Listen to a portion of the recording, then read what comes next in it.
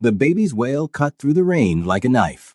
Min Jae Kong froze at his mansion's entrance, his hand still on the iron gate. He'd just returned from a meeting where he'd ordered 3 men executed. His suit was still speckled with blood. His mind was still calculating the next move against the Incheon crew. And there, in a soaked cardboard box at his doorstep, was a screaming infant. What the hell? Min Jae stared at the box like it might explode. The baby inside, tiny brown-skinned, maybe 3 months old, screamed with everything in her small body. Rain poured down on the inadequate covering someone had tried to fashion over the box. Boss. Ji-hoon, his right-hand man, appeared behind him. Is that a baby? Yes. Min Jae's jaw clenched. Someone left a baby at my gate. Should I call the police? And tell them what?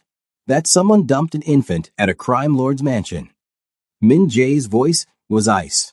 Find out who did this. Check the cameras. I want names in 1 hour. But neither man moved. The baby's cries were getting weaker. Tired. The rain was soaking through the cardboard. Boss, she's going to get sick, Ji-hoon said carefully. Min Jae cursed in 3 languages. He bent down, grabbing the box and carrying it inside. Water dripped onto his marble floors. The baby's cries echoed through the cavernous entrance hall. Get me towels. Now. Staff appeared from everywhere, eyes wide with shock. Min Jae set the box on his dining table, a table where he'd negotiated million-dollar deals and planned territorial takeovers. Now it held a crying baby in a soggy diaper. There was a note, plastic-wrapped, somehow still dry. Min Jae ripped it open. Her name is Zuri. I can't keep her safe.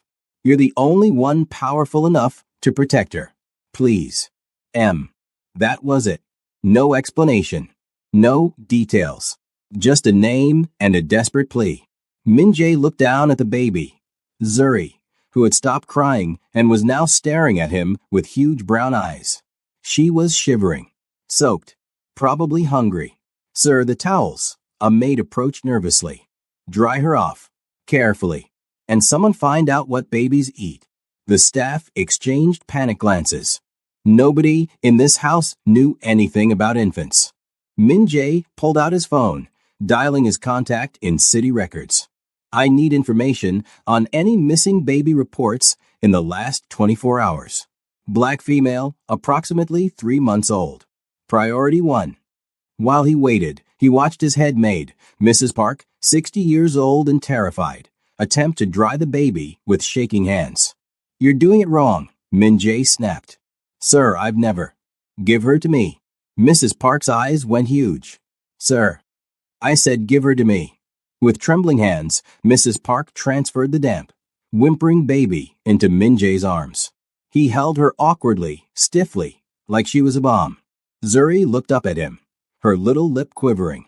Then she smiled. Actually smiled, grabbing onto his blood-stained collar with tiny fists. Something in Min Jae's chest cracked. Boss, there are no missing baby reports, Ji-hoon said, returning with his tablet. And the cameras, someone disabled them. Professional job. We're looking at the backups now, but whoever did this knew our security system. Inside job. Possibly. Or someone who knows our protocols very well. Min Jae looked down at Zuri, who had stopped shivering and was now making soft cooing sounds against his chest. Against his better judgment, against every survival instinct he'd honed over 34 years, he felt something shift inside him. Find me a baby specialist. A nurse.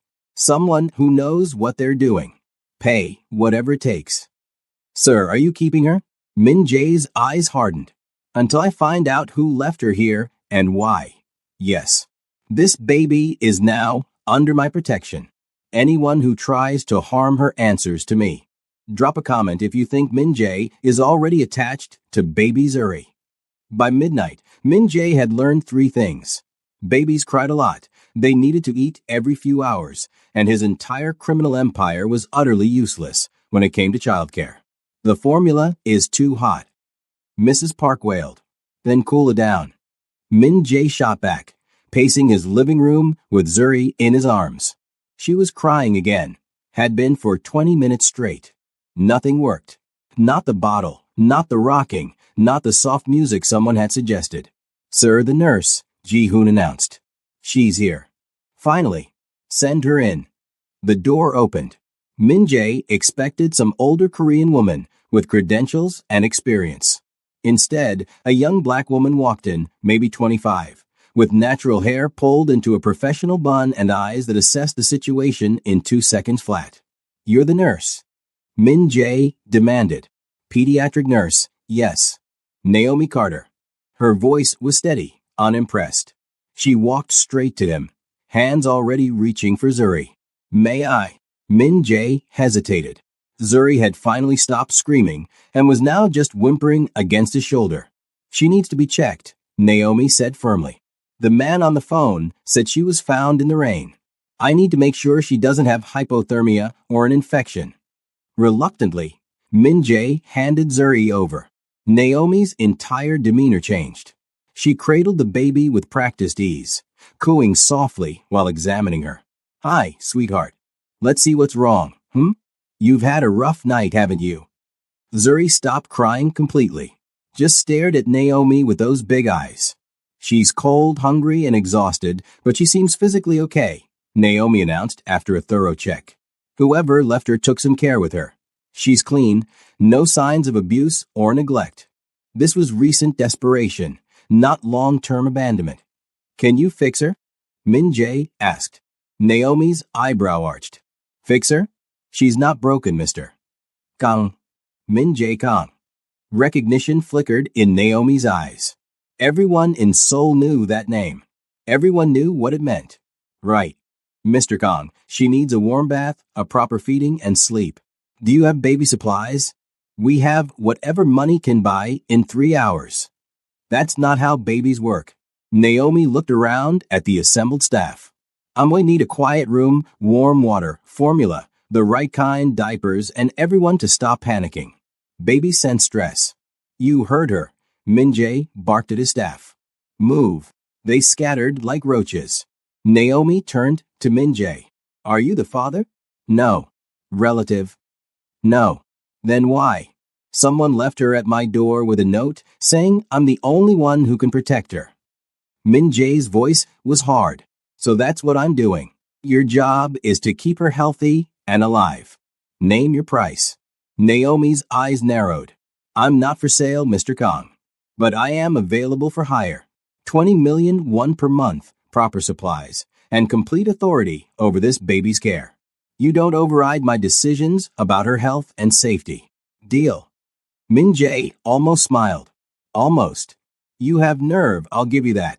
I have a degree from Johns Hopkins and 5 years of pediatric experience. What I don't have is time to argue with someone who clearly knows nothing about babies. Fine. 20 million. You start now. I already did. Smash that like button if you're loving Naomi's confidence. By 3 a.m., the mansion had transformed. One of the guest rooms was now a makeshift nursery. Zuri, freshly bathed and fed, slept in a borrowed crib that Ji-hoon had somehow acquired from a closed baby store. Min-jae stood in the doorway, watching Naomi organize supplies with efficient precision. She's sleeping, he asked quietly. Finally, she was overtired. Naomi didn't look up from the bottles she was preparing. Babies that young need 14 to 17 hours of sleep per day. She's probably been awake and stressed for hours. Will she be okay? Physically, yes. Emotionally? Naomi finally met his eyes. That depends on what happens next. Are you looking for her parents? I'm looking for whoever left her. That's not the same thing. It is to me. Naomi crossed her arms. Mr. Kang, I need to know what I'm walking into. If this baby is in danger. She's safer here than anywhere else in Seoul. Min-jae cut her off. I've already tripled security. Anyone who wants to harm her will have to go through me first. And who are you exactly? Min-jae stepped into the room, closing the distance between them. Naomi didn't back away. He respected that. I'm someone who keeps his word, he said quietly. I promised to protect her. So I will. Even though she's not yours. Min-jae looked at the sleeping baby, at her tiny fists curled near her face, at the peaceful expression on her brown skin. Maybe she is now. Naomi studied him for a long moment. You have no idea what you're doing, do you? Not even a little. Well, lucky for Zuri, I do. She pulled out a notebook. Here's what we need. A proper crib, not this borrowed one. Age-appropriate formula. Diapers, lots of them. Clothes, blankets, a baby monitor, a thermometer, baby-safe detergent, and about 100 other things. I'll make a list. Make it. Ji-hoon will handle it. Also, I'm going to need to stay here full-time if you want round-the-clock care. That baby needs consistency. Min-jae nodded. There are 12 guest rooms. Pick one. And you need to understand that caring for an infant isn't like running a business. You can't just bark orders and expect results. She's going to cry. She's going to need things at inconvenient times. She's going to disrupt your entire life.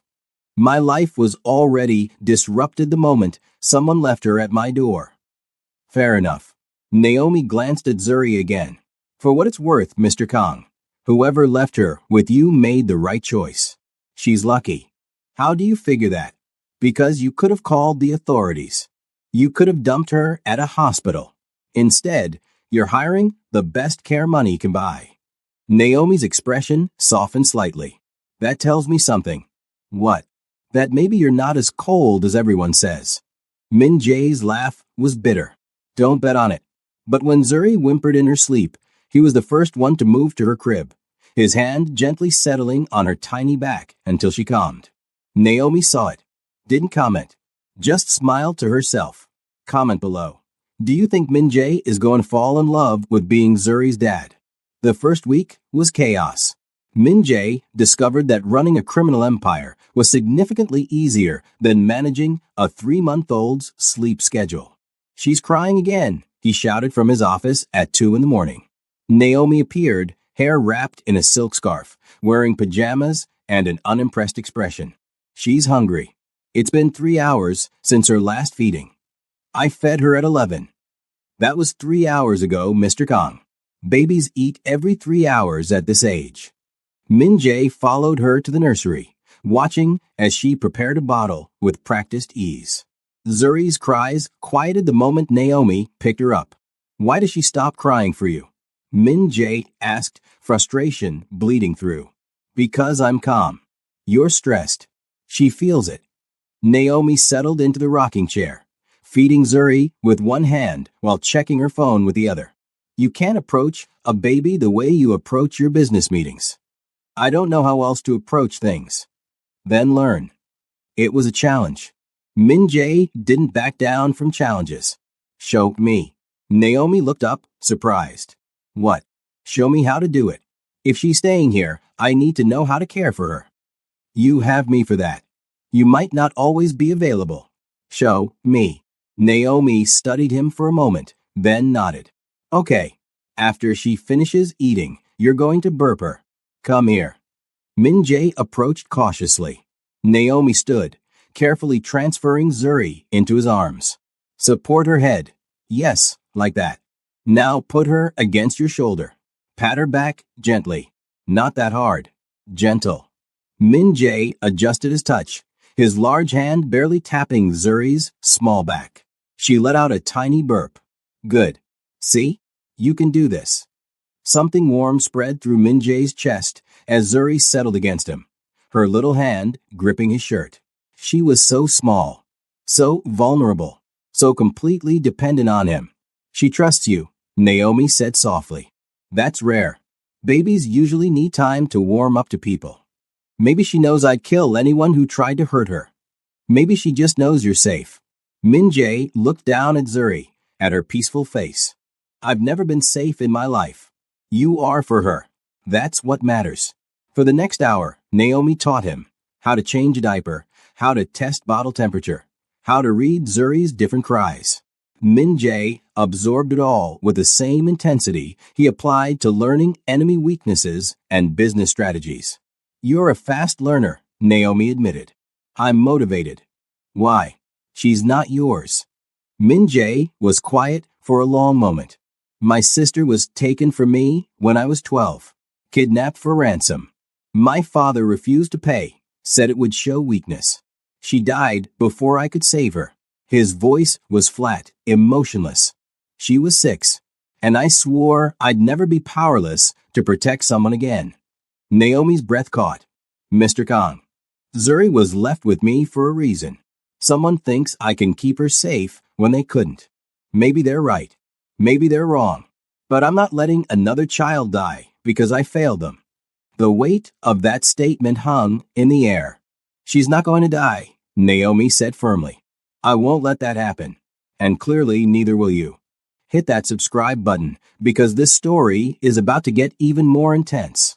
By week 2, they'd fallen into a routine. Naomi handled the day shift while Min-jae conducted business. But evenings were different. Min-jae insisted on being present for Zuri's bath time, her last feeding, her bedtime routine. You're going to spoil her, Naomi warned as Min-jae held Zuri for the 3rd time that evening, just watching her sleep. Is that bad? Depends. Are you planning to keep her? Are you planning to leave? It wasn't an answer, but it was something. Naomi sighed. Ji-hoon told me you still haven't found anything about who left her. The investigation is ongoing. That's corporate speak for. I have no leads. Min-jae's jaw tightened. Whoever did this was smart, professional. They knew how to avoid detection. Or desperate enough to be careful. What do you mean? Naomi settled into the chair across from him. The note said you're the only one powerful enough to protect her. That suggests whoever left Zuri knew about threats. Specific threats. Someone's after this baby, Mr. Kong. And they're dangerous enough that her own mother, or whoever wrote that note, couldn't fight them. I've considered that. Have you considered that they might come looking for her here? Let them try. The coldness in his voice made Naomi shiver. This was the man Soul feared. The one who'd built an empire on calculated violence. But then Zuri stirred, and that coldness melted instantly. Min-jae's voice dropped to a whisper. It's okay, little one. I've got you. The contrast was jarring. Beautiful. Terrifying. You really care about her, Naomi said softly. She's mine to protect now. That's not what I said. Min-jae looked up, meeting Naomi's eyes. I know. The moment stretched between them, heavy with unspoken things. Then Zuri started crying, and the spell broke. She's hungry again, Naomi said, standing. I'll get her bottle. No. I'll do it. Min-jae stood carefully, cradling Zuri. You've been working all day. Rest. Mr. Kong. Min-jae. Just call me Min-jae. Naomi blinked. I know it's informal. I don't care. You live here now. You take care of her. You take care of, he paused. You take care of both of us, really. The formality is unnecessary. A small smile tugged at Naomi's lips. Okay, Min-jae. Hearing his name in her voice did something strange to his pulse. I'll get the bottle, he said quickly, leaving before she could see his reaction. In the kitchen, Ji-hoon was waiting with a knowing smirk. Don't, Min-jae warned. I didn't say anything, boss. You're thinking it. I'm thinking that baby might be the best thing that ever happened to you.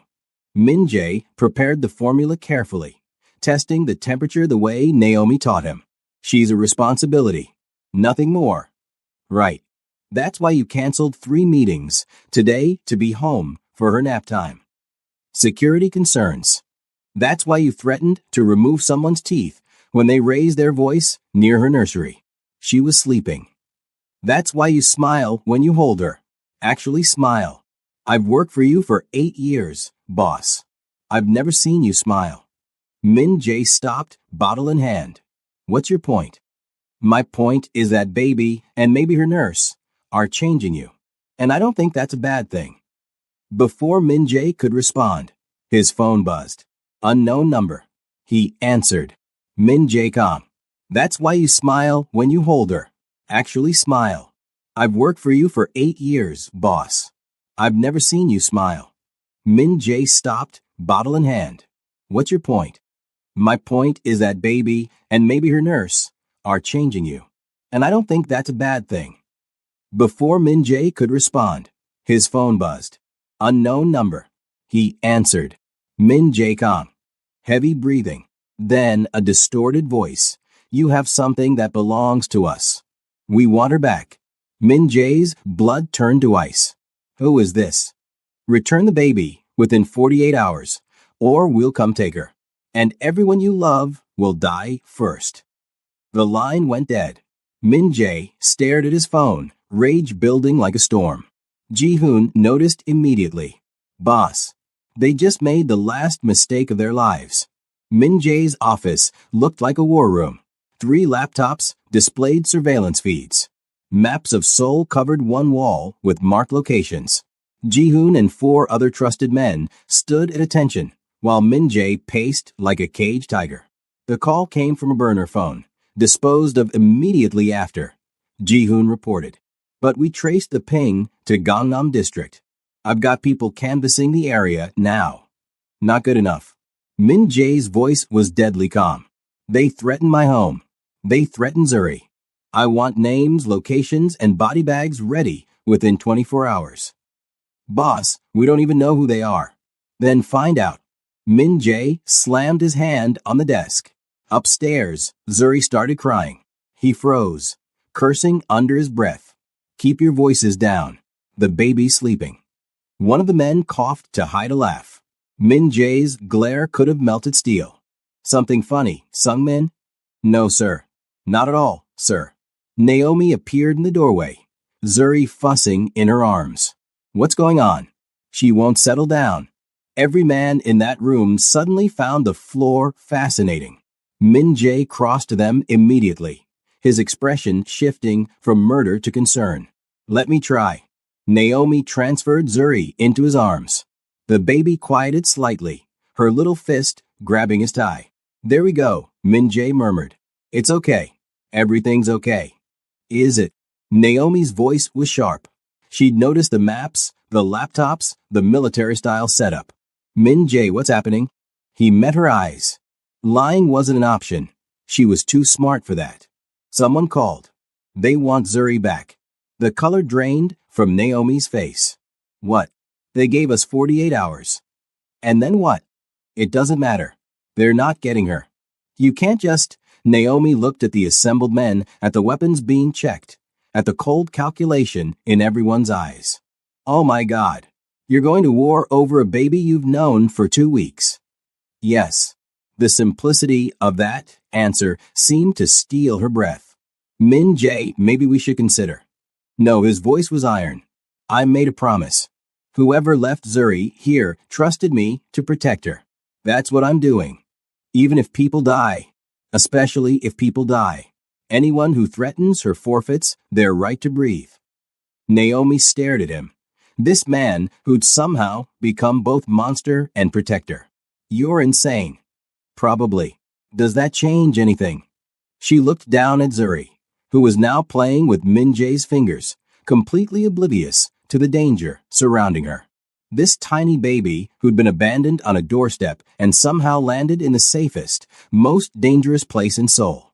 No, Naomi admitted quietly. It doesn't change anything. That night, Min Jae couldn't sleep. He stood in Zuri's nursery, watching her chest rise and fall in peaceful sleep. Naomi had gone to bed an hour ago, exhausted from a long day. The mansion was quiet except for the guards patrolling outside. You have no idea the mess you've created, little one, Min Jae whispered.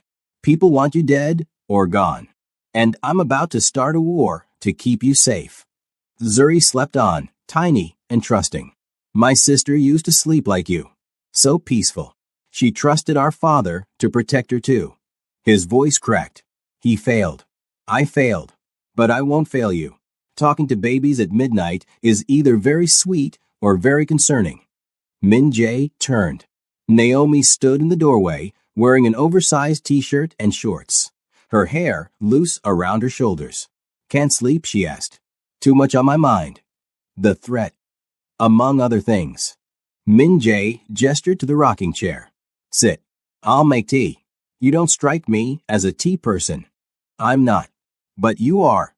I've noticed. That observation seemed to catch her off guard. You pay attention to everything that matters. While the kettle boiled in the small kitchenette Min-jae had installed near the nursery, they sat in comfortable silence. Zuri's soft breathing filled the space between words. "Can I ask you something?" Naomi said finally. "Yes." "Why did you really hire me?" Min-jae poured hot water over tea leaves, the jasmine blend she preferred. "You were qualified. There are 100 qualified nurses in Seoul. Why me specifically?" He handed her the cup, considering his answer carefully. "You weren't afraid of me. I was terrified. But you didn't show it. You walked into my home, saw what I was, and still stood your ground. You treated me like a human being instead of a monster." He paused. "And Zuri needed someone strong. Someone who wouldn't crumble under pressure." "You knew there'd be pressure?" "I knew someone desperate enough to leave a baby at my door was running from something serious. I needed someone who could handle that reality." Naomi sipped her tea. "And now that reality is here. Now I handle it. By killing people, if necessary. Doesn't that bother you?" Min-jae looked at Zuri. "What bothers me is the idea of failing her. Everything else is just business." "She's not business, Min-jae. She's a baby. She's my baby now." The words came out before he could stop them. "Legally, no. But in every way that matters? Yes." Naomi set down her cup. "You want to keep her? Permanently? If whoever left her doesn't come forward with a damn good explanation?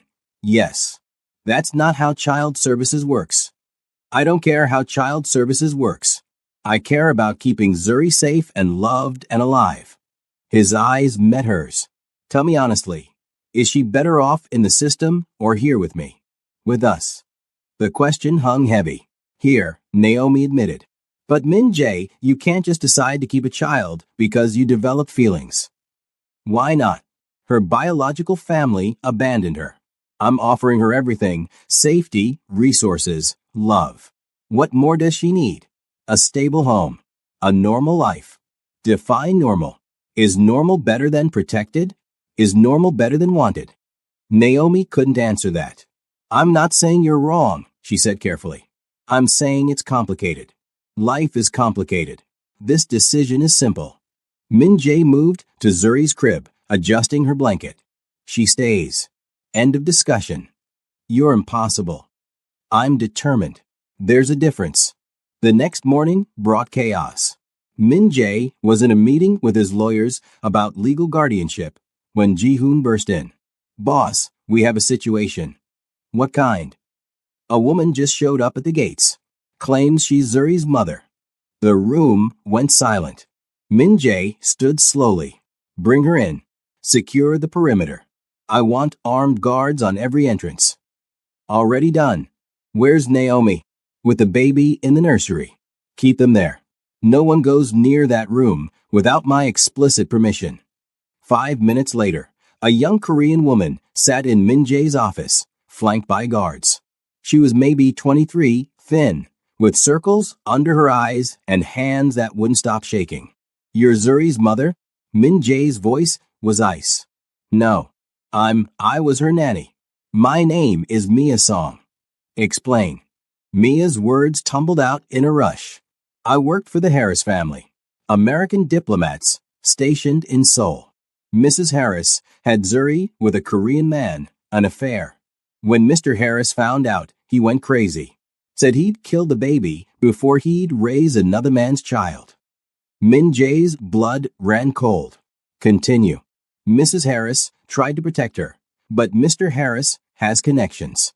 Security clearance. He was planning to make Zuri disappear. Make it look like an accident." Mia's voice broke.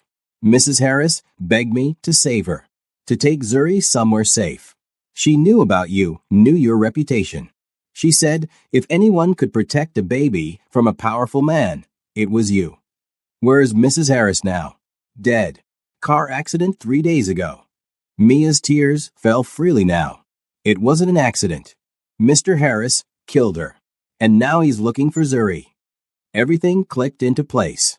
The professional security breach. The threat. The 48-hour deadline.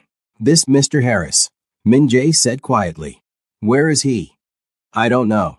But he has resources. Government connections. He'll find her eventually. No, he won't. Min Jae pulled out his phone. Ji-hoon, I need a full workup on American diplomat William Harris. Everything, finances, communications, movements. I want to know what he had for breakfast. On it, boss. Mia looked at Min Jae with desperate hope. You'll protect her? Really? I gave my word. But I need you to tell me everything. Every detail about Harris, his security, his schedule. Can you do that? Yes. Anything. Good. Min Jae stood. You'll stay here under protection. If you're telling the truth, you're in as much danger as Zuri. I know. That's why I came back. I couldn't leave her alone. Something in Min Jae's expression softened slightly. You did the right thing bringing her to me. Mrs. Harris said you were the most dangerous man in Seoul. But she also said you were the most honorable. Mia wiped her eyes. Was she right? About which part? Both. Min Jae's smile was sharp as a blade. I guess we'll find out. Naomi took the news better than expected. So Zuri's mother was murdered and her stepfather wants her dead, she summarized, bouncing Zuri on her hip. That's insane. That's reality. Min Jae watched them both, his protective instincts in overdrive. Harris doesn't know where she is yet, but he will eventually. We need to be ready. Ready how? You can't just fight the American government. Watch me. Min Jae. Harris thinks his diplomatic immunity makes him untouchable. He's wrong. Min Jae's voice dropped to something deadly. I've toppled bigger men than him. He's just another target. Naomi stared at him. You're really going to do this? Start a war with a foreign diplomat over a baby? Yes. You could lose everything. Your business, your freedom, your life. I could. But she'd be safe. Why? Why risk all of that? Min Jae crossed to them, his hand gently cupping Zuri's head. The baby grabbed his finger, smiling up at him with complete trust. Because someone has to, he said quietly. Because she deserves to live without fear. Because he met Naomi's eyes. Because she's mine now, and I protect what's mine. The intensity in his gaze made Naomi's breath catch. We protect what's ours, she corrected softly. I'm not going anywhere either. Something passed between them, an understanding, a commitment, maybe something more. You don't have to stay, Min Jae said. This is going to get dangerous. I know. That's why I'm staying. Naomi's voice was steady. Zuri needs both of us. And honestly, I think you need us too. Min Jae didn't deny it. Zuri chose that moment to grab both their hands, pulling them together while giggling. It was such a perfect, innocent moment in the middle of such darkness. She likes us together, Naomi observed. Smart baby. Are you flirting with me while planning someone's murder? I'm multitasking. Despite everything, the danger, the threats, the insanity of their situation, Naomi laughed. The confrontation happened sooner than expected. William Harris showed up at the mansion gates 2 days later with a security team, and what he clearly thought was enough authority to intimidate. He was wrong. Min Jae met him in the courtyard, flanked by 20 armed men. Harris had 5. The math wasn't in his favor. Mr. Kang, Harris said in accented Korean, I believe you have something of mine. I have nothing that belongs to you. A baby. Black girl. 3 months old. She was stolen from my home. Stolen or saved? Min Jae's smile was pure predator. I know what you plan to do to her, Harris. I know about your wife. I know everything. Harris's confident expression cracked. Those are lies. I have testimony from your former nanny. I have financial records of your payments to a hitman. I have footage of you following your wife the night she died. Min Jae pulled out his phone, playing a video. And I have this, your own security footage showing you tampering with her car brakes. The color drained from Harris's face. You're insane. That's fabricated. Is it? Because I've already sent copies to your embassy, the Seoul police, and several very interested journalists. Min Jae's voice dropped to a whisper. Your diplomatic immunity won't save you from murder charges, Harris. Not with this evidence. You can't. I already did. By now, your government is recalling you. Your career is over. Your freedom is over. And Zuri. Min Jae leaned in close. Zuri is under my legal guardianship as of this morning. You'll never touch her again. She's not yours. She is now. Legally adopted. Paperwork filed. Money talks, Harris. And I have more of it than you could ever dream of. Harris's hands shook with rage. You think you won? You think. I don't think. I know. Min Jae straightened. Now get off my property before I decide diplomatic immunity doesn't matter and solve this problem permanently. The threat wasn't subtle. Harris saw it in Min Jae's eyes. The absolute willingness to kill him right there. He backed away, his security team already retreating. This isn't over, Harris spat. Yes, it is. You just don't know it yet. Within an hour, news broke. American diplomat arrested for murder of wife. Evidence of planned infanticide discovered. Career destroyed, trial pending. Min Jae watched it unfold from his office. Zuri sleeping peacefully in his arms. Is it really over? Naomi asked from the doorway. For Harris? Yes. For us. Min Jae looked down at Zuri. It's just beginning. The adoption, you actually did it? You filed papers. This morning. Emergency guardianship granted due to threats against the child. Full adoption pending. But my lawyers are very good. It'll go through. You really are keeping her. I told you I would. Naomi walked into the room, sitting beside him. And what happens now? You raise a baby while running a criminal empire. I figured out. We figured out. He paused. Unless you're planning to leave once the danger passes. Are you asking me to stay?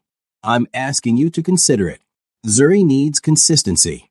She needs. Min Jae stopped, choosing his words carefully. She needs a mother. The weight of that statement settled between them. Is that all she needs? Naomi asked quietly. No. She needs a family. Stability. Love. Min Jae met her eyes. She needs us. Both of us. Min Jae. I know this is crazy. I know we barely know each other. But these past 2 weeks, watching you with her, being with both of you, it's changed everything for me. You're the most feared man in Seoul. And you're the bravest woman I've ever met. We balance each other. Naomi looked at Zuri, at this baby who'd somehow brought them together. This is the most insane situation I've ever been in. Is that a no? Let's take this one day at a time and see what happens. She smiled. But I'm not going anywhere. Zuri needs me. And maybe, her voice softened. Maybe you do too. Min Jae's answering smile was real. Genuine. The kind that transformed his entire face. Maybe I do. Zuri woke up, saw them both, and giggled, reaching for Naomi with one hand and gripping Min Jae's shirt with the other, bringing them together. 6 months later, the mansion had fully transformed. Baby toys littered the living room. Zuri's laughter echoed through hallways that used to only know silence and fear. And Min Jae-kang, Seoul's most dangerous crime lord, spent his evenings on the floor teaching a 9-month-old how to stack blocks. She's going to walk soon, Naomi said, watching from the couch. She's advanced for her age. Pride filled Min Jae's voice. My daughter is brilliant. Your daughter is spoiled. And whose fault is that? Yours. You bought her 17 stuffed animals last week. She needed them. Nobody needs 17 stuffed animals. Min Jae looked up, grinning. She smiled at the elephant. What was I supposed to do? Naomi laughed, shaking her head. This was their life now, domestic and dangerous in equal measure. Min Jae still ran his empire, still made decisions that would horrify most people. But he came home to Zuri's bedtime stories and Naomi's dinner conversations. He came home to family. Ji-eun told me you turned down the Busan expansion, Naomi said. Too much travel. I'm not leaving Zuri for weeks at a time. The old Min Jae would have gone. The old Min Jae didn't have anything to come home to. He stood, picking up Zuri. Now I have everything. Zuri grabbed his face, babbling happily. Dada. Min Jae froze. Naomi gasped. Did she just? Dada. Zuri repeated, bouncing in his arms. Dada dada dada. Min Jae's eyes filled with tears, actual tears. That's right, baby girl. Dada's here. Dada's always here. Naomi's own eyes watered watching them. This man who'd been so cold, so closed off, was now crying happy tears over a baby's first word. She knows, Naomi whispered. She knows you're her father. Legally and emotionally, Min Jae agreed. He looked at Naomi. And she's going to need a mother. Officially. Naomi's breath caught. Min Jae. He set Zuri down gently in her playpen, then turned to Naomi with an intensity that stole her breath. I know we said one day at a time, but I'm done waiting. He pulled a small box from his pocket. Marry me. Not because Zuri needs a mother, though she does. Not because it makes legal sense, though it does. Marry me because somewhere between diaper changes and midnight feedings, I fell in love with you. Naomi stared at the ring, simple, elegant, perfect. You're proposing to me in a room full of baby toys. Where else would I propose? This is our life. Messy and beautiful and ours. You're a crime lord. And you're a pediatric nurse who's seen me at my worst and stayed anyway. Your enemies will target me. They'll die trying. I'll protect you the same way I protect her, with everything I have. Tears streamed down Naomi's face. This is crazy. That's not a no. It's a yes, you're an impossible man. Yes. Min Jae slipped the ring on her finger and kissed her, soft and gentle and full of promise. Zuri clapped from her playpen, delighted by the show. Mama, she shouted suddenly. Mama. They both turned to stare at her. Did she just? Naomi couldn't finish. She knows, Min Jae said, pulling Naomi close. She's always known. You're her mother. You have been since the moment you walked into this house. Naomi picked up Zuri, and the three of them stood together, a family formed not by blood, but by choice, love, and a baby who'd somehow saved them all. We're really doing this? Naomi asked. We really are. A mafia boss, a nurse, and an adopted baby. Unconventional, but perfect. Zuri giggled, grabbing both their faces, pulling them together. Mama. Dada. And in that moment, surrounded by toys and danger and love, they were exactly where they were meant to be. So what did you think? Drop your comments below. Did this story give you all the feels? Did you love watching Min Jae transform from cold mafia boss to devoted dad? Let me know what you want to see next. Don't forget to like this video if you loved Zuri's story. Subscribe for more amazing K-drama style stories. And hit that notification bell so you never miss an upload. Until next time, remember, sometimes the most unexpected families are the ones that save us. See you in the next story.